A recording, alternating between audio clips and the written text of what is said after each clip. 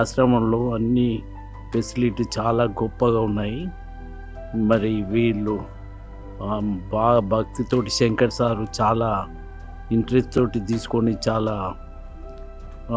ఏడికి 2000 మందిని బయట పంపించిండట క్యూర్ అయ్యి.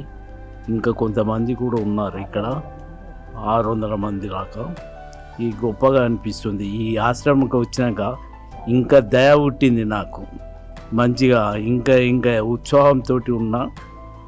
ఏమన్నా ఫెసిలిటీ అయితే అందులో పాల్గొని అది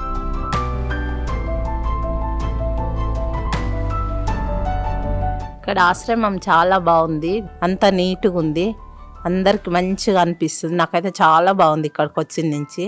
ఇంకా ఏదైనా చేయాలని మాకు కూడా అనిపిస్తుంది. వాళ్ళకు కూడా మేము అలాగే చేస్తాం. ఆశ్రమం పేరుతో డబ్బులు వసూలు చేసేవారిని నమ్మకండి. చౌటుప్పల్లోని అమ్మా నాన్న అనాథాశ్రమం పేరుని స్వార్థం కోసం ఉపయోగించి చందాలు విరాళాలు వసూలు చేసేవారి పట్ల జాగ్రత్తగా ఉండండి.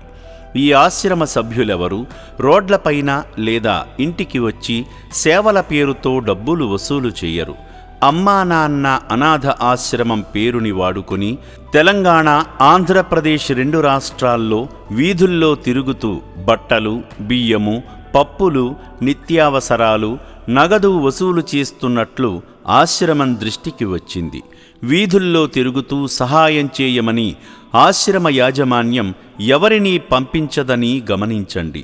అమ్మా నాన్న అనాథ ఆశ్రమం పేరు చెప్పి దండుకునే వారి వివరాలను ఫోటోలు, వీడియోస్ రూపంలో మాకు పంపిస్తే వారిపై తగిన చర్యలు తీసుకుంటాము.